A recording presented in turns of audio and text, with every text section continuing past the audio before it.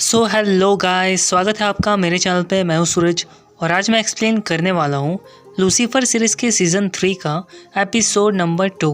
But उससे पहले आप सबसे एक छोटी सी रिक्वेस्ट है कि अगर आप मेरे चैनल पर नए हो तो इसी तरह की और भी वीडियोस के लिए मेरे चैनल को सब्सक्राइब कर लेना, बेल आइकन को क्लिक कर देना और वीडियो को पूरा देखना ताकि आपको स्टोरी अच्छे से समझ आए। तो अब शुरू करते हैं।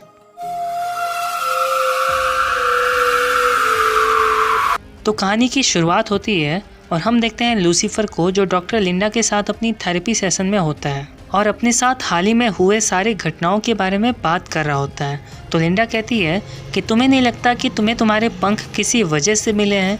तो लूसीफर कहता है कि ऐसा बिल्कुल भी नहीं है, वो पंख मुझ पर थोपे गए हैं। और आगे हम देखते हैं क्लोई को जो लूसीफर को एक फ़ोटो दिखा रही होती है और कहती है कि ये बंदा वही है जिसने तुम्हारे किडनैपर को जान से मार दिया है।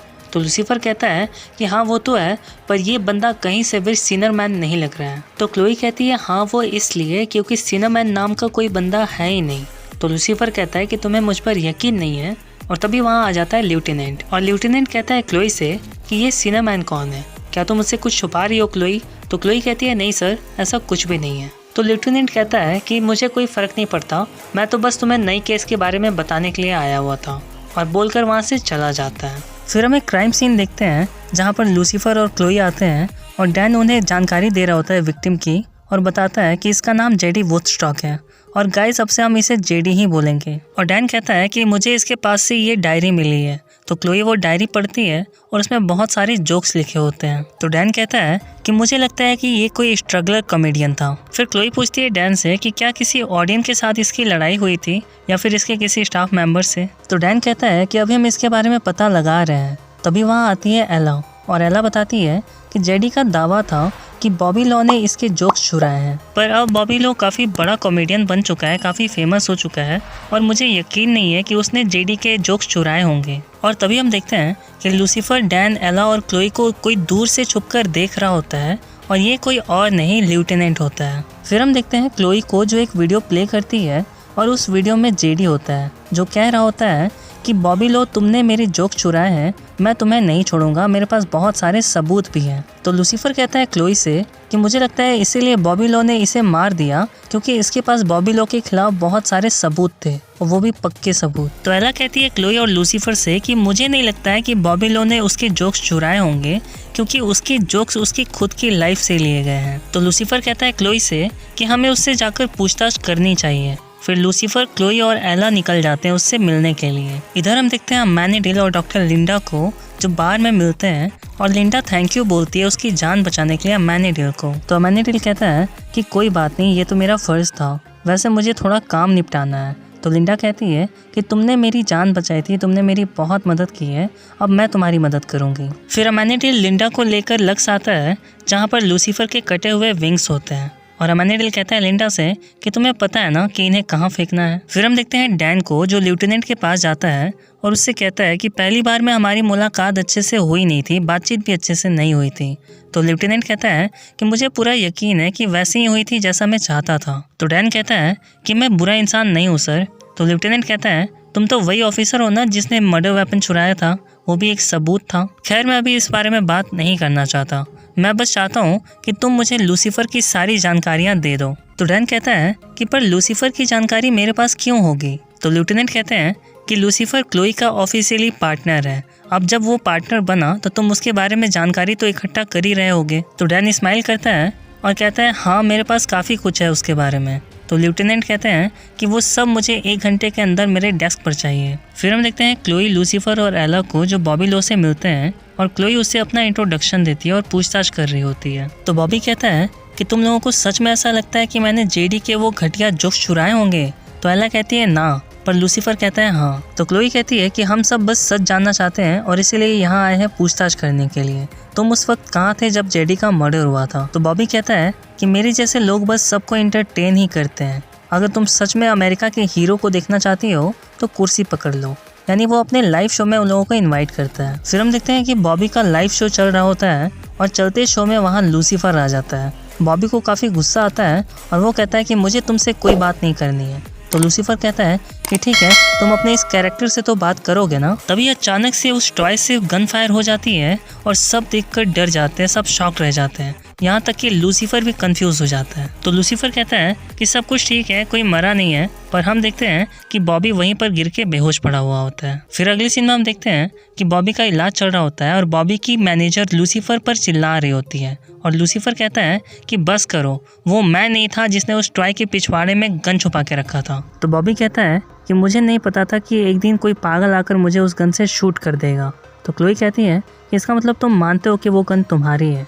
तो बॉबी कहता है हाँ। तभी वहाँ एला आती है जो क्लोई और लूसीफर को बताती है कि ये वो गन नहीं है जिससे जेडी का खून हुआ है, यानी कि ये मर्डर वेपन नहीं है। तो लूसीफर कहता है तो क्या हुआ? मुझे लगता है कि वो दूसरी गन भी यहीं कहीं छुपा कर रखी होगी किसी पपेट के पिछवाड़े में, मैं अभी जाकर ढूंढता हूँ। तो बॉबी कहता है कि ऐसा कुछ नहीं है, सिर्फ एक ही गन थी। फिर लूसीफर बॉबी की आंखों में देखता है और उससे कहता है कि मुझे पूरा यकीन है कि तुमने ही जेडी के जोक्स चुराए हैं और तुमने उसकी ज़िंदगी बर्बाद कर दी, यहाँ तक कि अब वो मर गया। तो बताओ इससे ज़्यादा तुम और क्या चाहते हो? तो बॉबी कहता है कि मैं बस यहाँ से निकलना चाहता हूँ, मैं थक गया हूँ, मुझे नहीं बनना कोई महान कॉमेडियन। तो बॉबी की मैनेजर उससे कहती है कि पर ये तो तुम्हारा सपना था ना?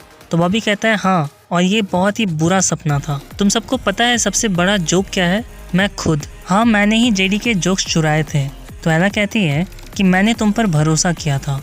तो क्लोई कहती है कि तुम सब कुछ बताकर यहाँ से चुपचाप निकल सकते थे। तो बॉबी कहता है कि हाँ, फिर मेरे पास घर, गाड़ी, बंगला, पैसा कुछ भी नहीं होता। तो क्लोई कहती है कि तुम्हारे खिलाफ जेडी के पास पक्के सबूत थे, अगर उसने किसी को दिखा दिया होता तो तुम्हारी नौकरी जा सकती थी। तो बॉबी कहता है हाँ, यही तो मैं चाहता था, मैं बस यहाँ से निकलना चाहता था, मैं नहीं चाहता था कि जेडी मरे। पर फिर मुझे जान से मारने की धमकियाँ मिलने लगी और इसीलिए मैंने वो गन रखना शुरू कर दिया। तो क्लोई पूछती है कैसी धमकियाँ? तो बॉबी बताता है कि काफ़ी दिनों से मुझे ईमेल्स आ रहे थे और मुझे पूरा यकीन है कि वो जेडी नहीं कर रहा था, शायद वो उसका कोई चाहने वाला हो, पर ये तो तय है कि जेडी उसे जानता था और वो बंदा मुझे ईमेल करके धमकियां दे रहा था। तो क्लोई कहती है कि अब तो जेडी भी मर चुका है, तो उसके बारे में जानने वाला और कोई नहीं है, मुझे वो ईमेल्स चाहिए। फिर आगे हम देखते हैं क्लोई और लूसीफर को जो ईमेल्स चेक कर रहे होते हैं और क्लोई लूसीफर को एक बंदे के बारे में बताती है जिसका पेनिस बहुत छोटा है और जेडी ने उस बंदे पर जोक्स बनाए थे, पर बॉबी लो ने उसके जोक्स चुरा लिए और उस बंदे को लगा कि बॉबी लो ही उसका मजाक उड़ा रहा है और इसीलिए उस बंदे ने बॉबी को धमकी भरे ईमेल्स लिखे। पर बाद में जब उससे पता चला कि उस पर जोक्स तो जेडी ने बनाए थे, तो हो सकता है कि इसीलिए उसने जेडी को मार दिया। तो लूसीफर स्माइल करता है और कहता है कि मुझे लगता है कि हमें ये केस बंद कर देना चाहिए क्योंकि हमारा विक्टिम ही असल में चोर है। तो क्लोई कहती है कि खून इतनी आसानी से माफ़ नहीं किया जा सकता, हमें उस खूनी को पकड़ना ही होगा। आगे हम देखते हैं लूसीफर को जो मेज को कॉल करता है और उसे सिनोमैन को पकड़ने के लिए कहता है, पर मेज फ़ोन काट देती है और तभी वहाँ आ जाता है लेफ्टिनेंट और लेफ्टिनेंट बताता है लूसीफर को कि सिनोमैन सच में है और एक बार मेरा उससे पाला भी पड़ चुका है, पर उसने मेरे सबसे खास को मार दिया और इसीलिए मैं यहाँ आ गया। तो लूसीफर कहता है कि तुम चाहो तो जहाँ चाहो भाग सकते हो उससे डर कर, पर मैं नहीं भागने वाला, मैं उसे सबक सिखा कर रहूँगा, और बोलकर वहाँ से चला जाता है। इधर हम देखते हैं मैनीडेल और लिंडा को जो लूसीफर के विंग्स को जला देते हैं। फिर हम देखते हैं डैन को जो आकर लूसीफर और क्लोई को बताता है